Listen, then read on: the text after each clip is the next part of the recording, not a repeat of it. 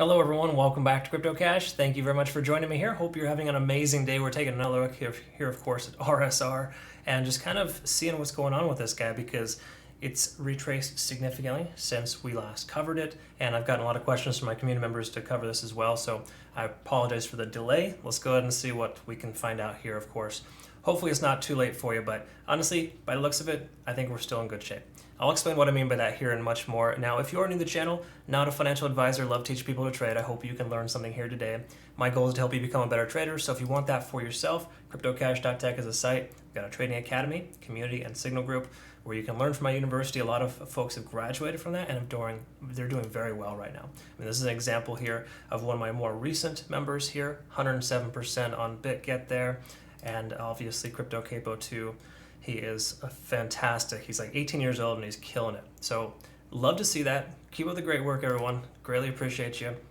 And just want you to know too as well, I did recently partner with Bitget. And the reason why I do that is because they offer leverage in the United States with no VPN. They have phenomenal level 2 data. And more importantly, they help you get some healthy transfer bonus. So in other words, if you were to register with them before November 30th and to effectively use them as your primary exchange, you'll get a significant bonus for just transferring over funds and using their exchange. It's totally worth it. Lowest fees in the market. So Bitget is my absolute favorite.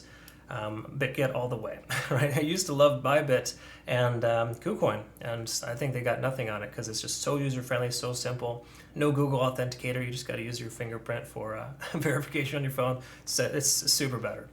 If that's the right way to say it, super better. I don't know. Either way, here's where we're at for RSR. Let's go ahead and take a quick look at key level supports and resistances. These are based on Fibonacci retracement, so 0.786, the level of basically 0.0063. So what is that? That's like 6/100ths of a cent, if I'm not mistaken, 6/1000ths. I'm not sure. I don't do that very well, but I can tell you though that right there at this level here, 0.786 Fibonacci retracement, it is a key support level. And the main reason why too is you can just totally see a strong resistance in the recent past there as well at that same price point. So it's kind of a common occurrence for you to see the price action getting rejected at this area. So that makes sense as to why we're getting a bounce there. Now, why didn't it bounce in any previous place? Well, it definitely tried, but Bitcoin having a bad day, RSR being overextended for itself, a lot of profits are being taken by the whales and whomever else is following along, right? Those who are getting scared and just selling their profits or selling their position at a loss, that's essentially what's happening, okay? Now, that happens this is a pretty common occurrence, it's a rinse and repeat for trading. What we really want to understand here and recognize is that we are still ascending positively, right? So again, this may not be the cleanest or the best looking chart out there, but I can tell you that so far we're still looking okay in the regard of the price ascending higher.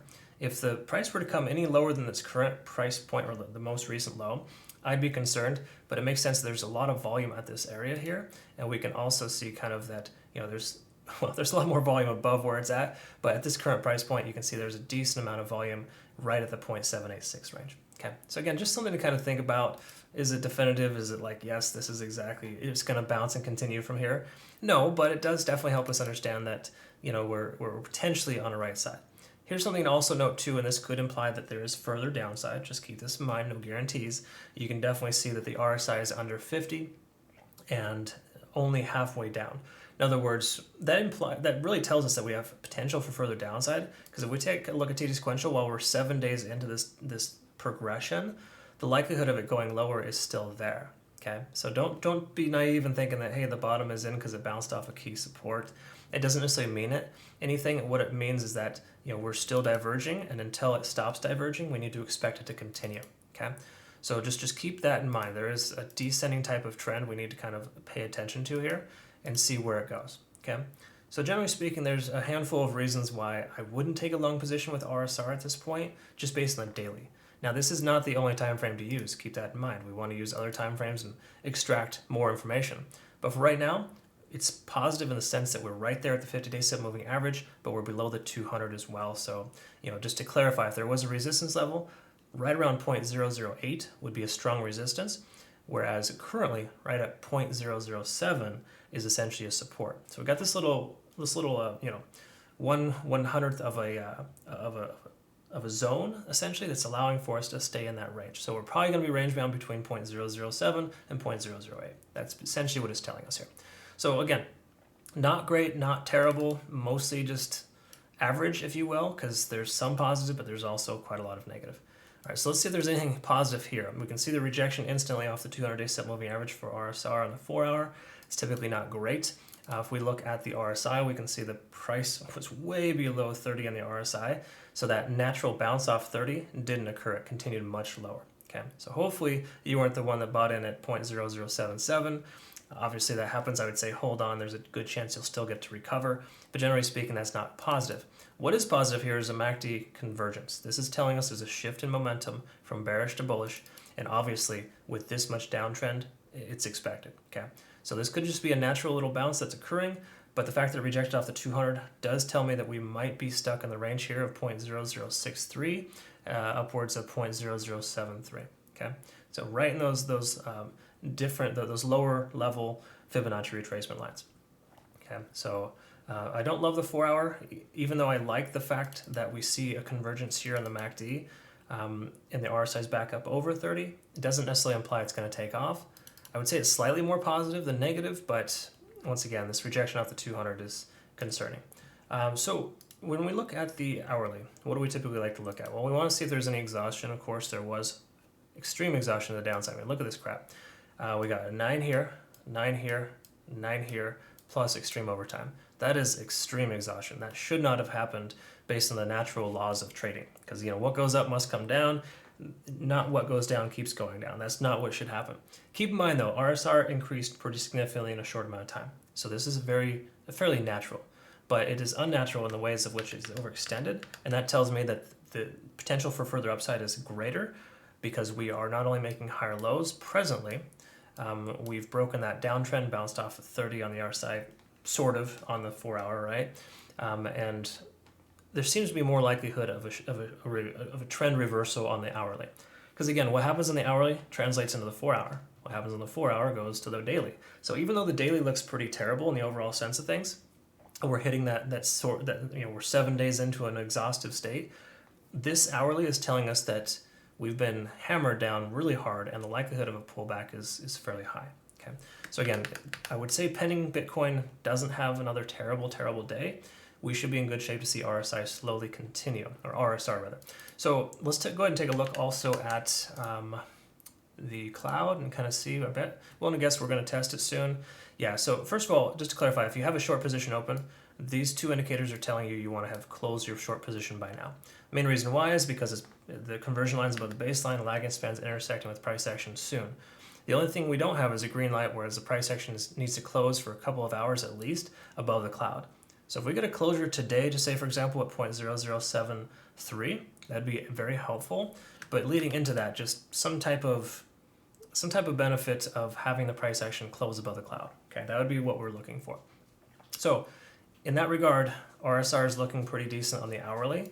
I think that overall in the general sense of things here, we're more likely to see an increase than decrease. I'm also expecting Bitcoin to increase in value as well, so there's definitely that too.